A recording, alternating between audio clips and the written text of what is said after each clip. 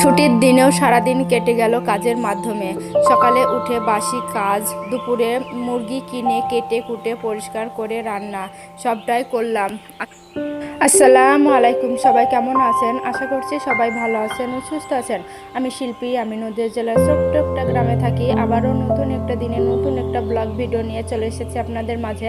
আশা রাখছি আজকের ভিডিওটি আপনাদের কাছে অনেক বেশি ভালো লাগবে, তাই ভিডিওটি না টেনে সম্পূর্ণ দেখার জন্য অনুরোধ রইল।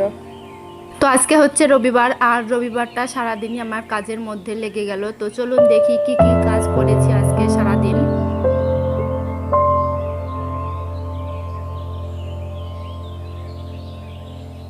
তো ভিডিও শুরুতেই তো চাল ভাজা নিয়ে বসে পড়েছি। এখানে ছোলা সিদ্ধ রয়েছে, চাল ভাজা আর রয়েছে তিল ভাজা। তো যাই হোক, সবগুলো উপকরণ একসাথে মিশিয়ে নিয়েছি। তো একটু লবণ আর একটু সরিষার তেলও দিয়েছি। তো যাই হোক, চায়ের সাথে খেতে কিন্তু খুবই ভালো লাগে। তো লাল চা বানিয়ে নিয়েছি, সাথে তো ডিম থাকবেই, তো ডিমটাও রয়েছে।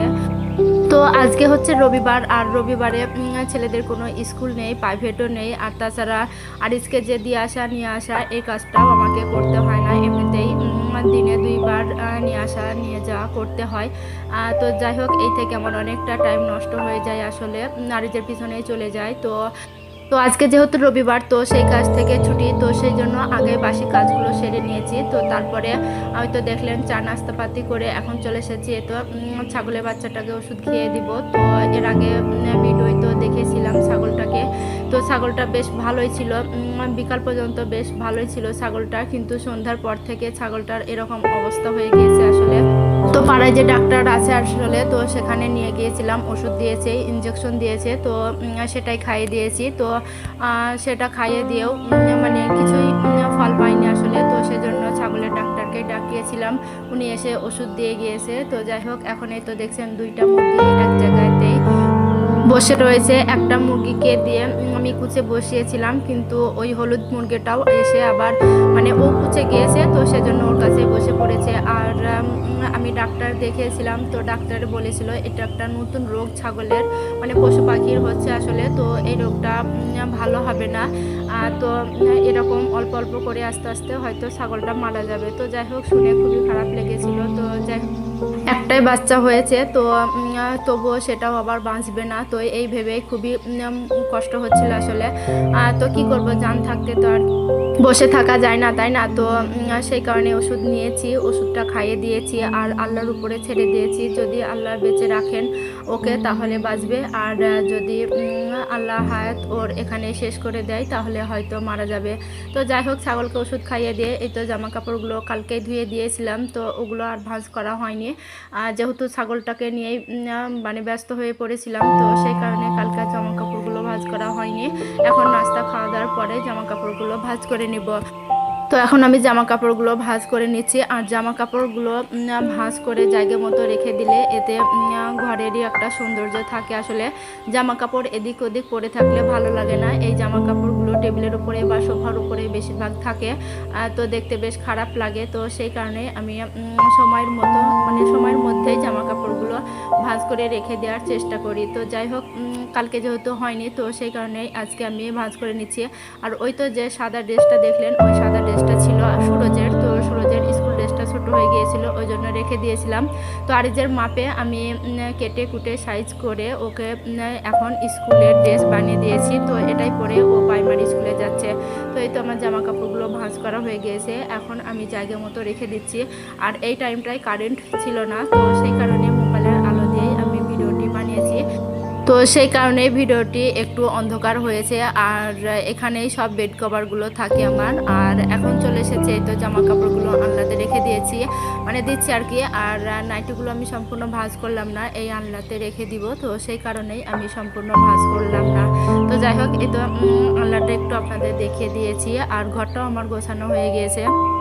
তো ভিডিওটি একটু ওলটপালট হয়ে গিয়েছে। তো সকালবেলা উঠেই আগে আমি এই পেঁয়াজগুলোকে কেটে কুটে পরিষ্কার করে নিয়েছিলাম।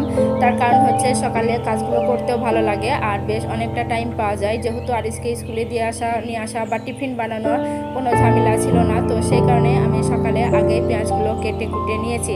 তো যাই হোক, ভিডিওটি আমার মাঝখানে দেওয়া হয়ে গিয়েছিল। তো যাই হোক, এই তো পেঁয়াজগুলো আমার সব কাটা হয়ে গিয়েছে। আর এই করেই রেখে দিব পেঁয়াজগুলো। তো সেই কারণে আমি যে কলি পেঁয়াজগুলো আছে আর কি, তো সেগুলো আমি আলাদা করছি, আর যেগুলো ভালো পেঁয়াজ সেগুলো আলাদা করছি, কারণ ভালো পেঁয়াজগুলো বেশ অনেক দিন থাকবে, কিন্তু কলি পেঁয়াজগুলো খুব তাড়াতাড়ি পচে যাবে। তো সেই কারণে আমি কলি পেঁয়াজগুলো আগে খেয়ে নেব, আর যেগুলো ভালো পেঁয়াজ সেগুলো মানে একটু দেরি করে খাবো আসলে। তো সেই জন্যই আমি সব আলাদা আলাদা করে রেখে দিয়েছি।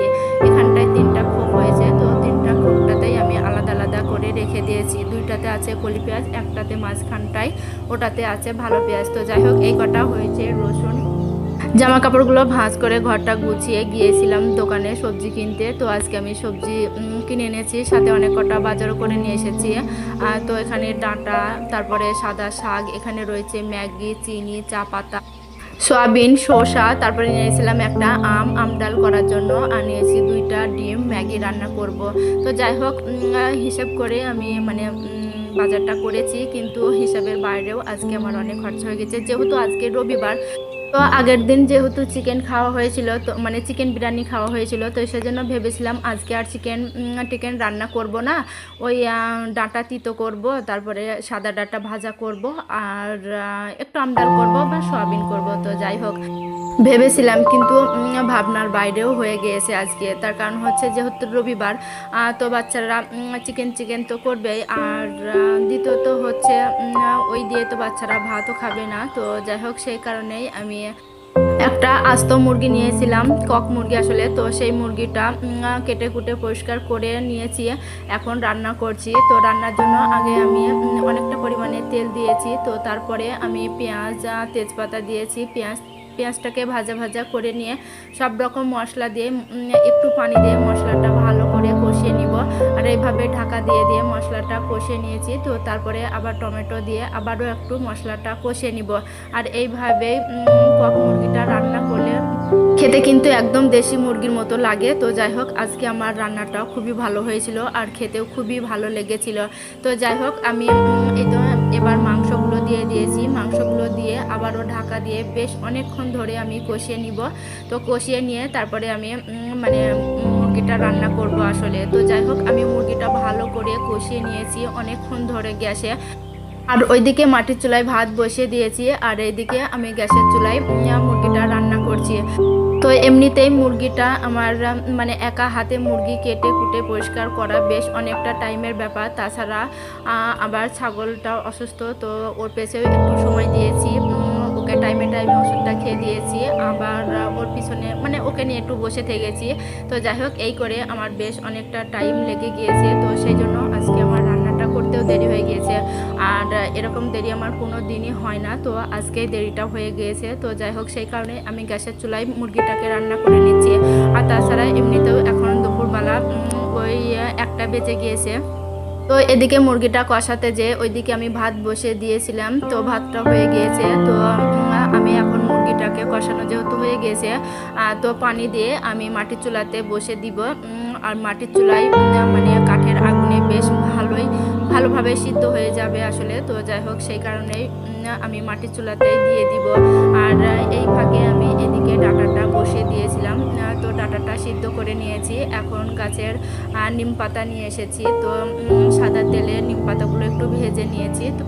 আর এরকম ফ্রেশ নিম পাতা কিন্তু গ্রামে পাওয়া যায়। তো যাই হোক, এই তো নিম পাতাগুলো আমার ভাজা হয়ে গিয়েছে। এখন আমি হাতের সাহায্যে নিম পাতাগুলো ভালো করে ভেঙে গুঁড়া করে নিব। তো তারপরে ডাঁটাগুলো দিয়ে দিব, আর ডাঁটাগুলো দিয়ে আমি আবারও একটু ভালোভাবে ভাজা করে নিব। আর এই ডাঁটার তিতোটাও খেতে খুবই ভালো লাগে, আর যেহেতু গরম পড়ে গিয়েছে, তেতো তো আমাদের শরীরের পক্ষে খুবই ভালো। তো যাই হোক, মাঝে মধ্যে এরকম ডাঁটার তেতো বা বেগুনের তেতো এরকম বেশ ভালোই লাগে। তো যাই হোক, এই তো আমার রান্না হয়ে গিয়েছে। মাটির চুলায় রান্না করেছি আমি শাক আর ভাত, আর গ্যাসের চুলায় রান্না করেছি এই তো মানে তেতোর ডাঁটা আর চিকেন। তো যাই হোক, তো আপনারা তো দেখলেন চিকেনটা আমি ভালোভাবে গ্যাসের চুলায় কষিয়ে নিয়ে মাটির চুলায় রান্নাটা করে নিয়েছি।